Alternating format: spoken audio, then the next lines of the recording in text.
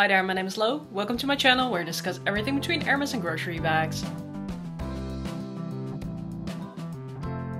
I absolutely love browsing luxury items, mostly handbags, but sometimes also accessories or shoes, and I do that mostly online. Sometimes I stumble upon items of which I think this is really taking it too far. So in today's video, I'm going to do a little bit of a roast and a friendly-ish type of stab towards the items that I've stumbled upon recently. Let me start off by saying these are just my opinions. If you love these items, I love that for you. But these are definitely things I don't find myself attracted to. I'm gonna start off with Marc Jacobs. Although I'm not super interested right now in things that Marc Jacobs has to offer, I do absolutely love their tote bag. I have them in all sizes, and this is the mini. So Marc Jacobs came out with the tote bag, I think already 2 years ago, became absolutely popular.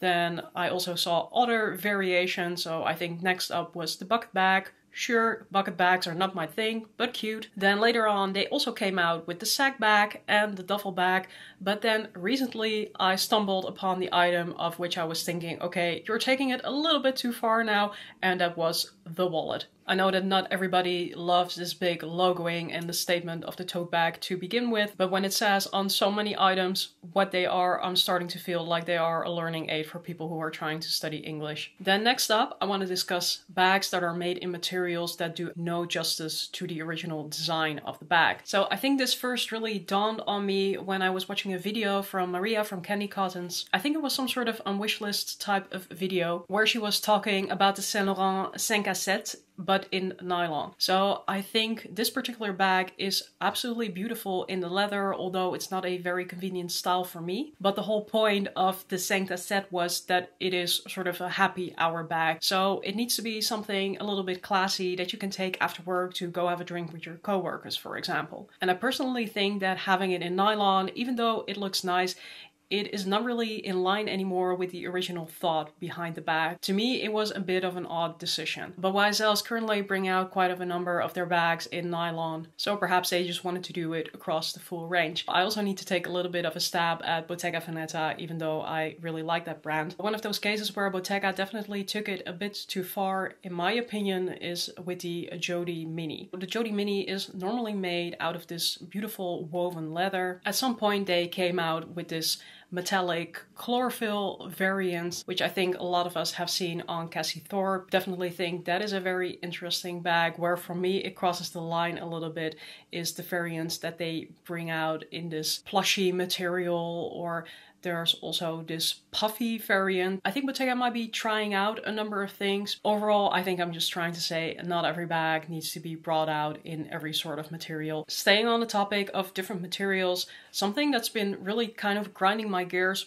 especially with particular brands, is that when they do bring out variants in different materials like denim, they don't drop the price. I'm personally somebody who doesn't really like to pay the same price for a fabric bag as for a leather bag. So I would definitely prefer to see a lower price point, but I think if you bring bags out for the same price point, be it in leather or fabric, that is still sort of acceptable. Where it really crossed the line for me, coming back to Marc Jacobs, is that they brought out this line of deconstructed denim for a number of bags. And initially when I saw that, I thought it was really cool. Everybody was buying Coach, but I was really feeling more of the Marc Jacobs deconstructed denim.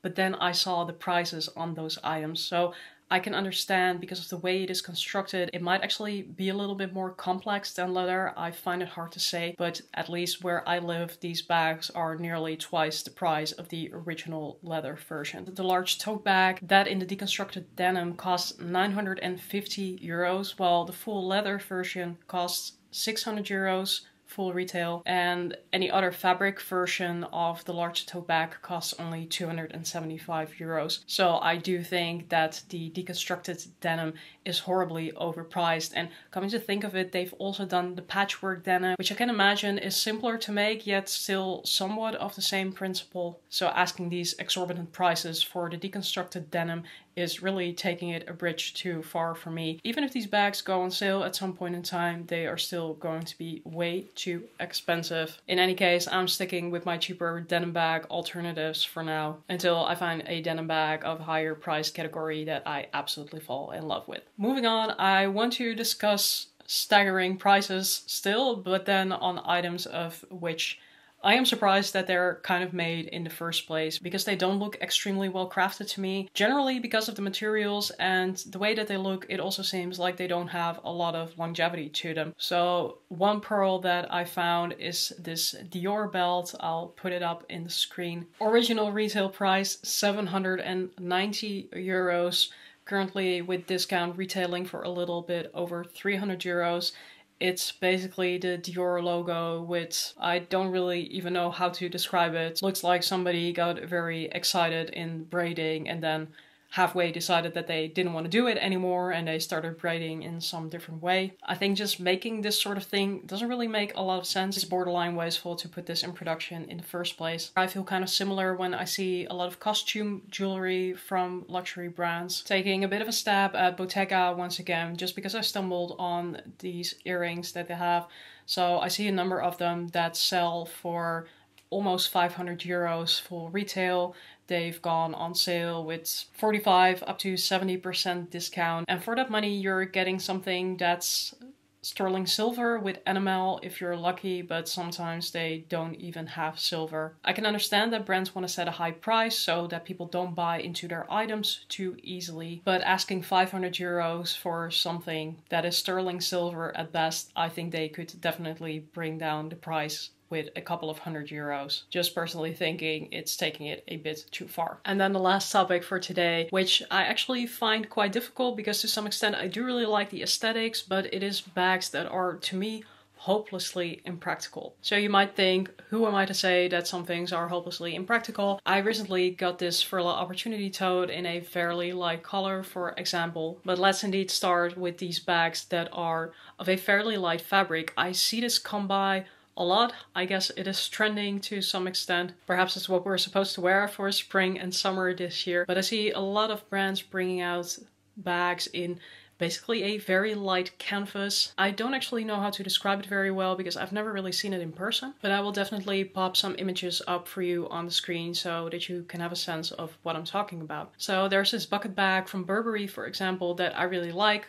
Again, not a bucket bag person, so probably not going to get it, but I think it is really cute in the leather and even in a light leather. But then recently I also saw that it came out in this very light canvas version, and that just gives me a sense of that bag would get dirty of me just looking at it, like not even touching it. I would make that bag dirty. And perhaps it is a style that could work very well for a lot of people, where in my opinion it's perhaps going a little bit too far, is that again, brands variants of their bags in this material. Sometimes it works relatively well, sometimes not so much.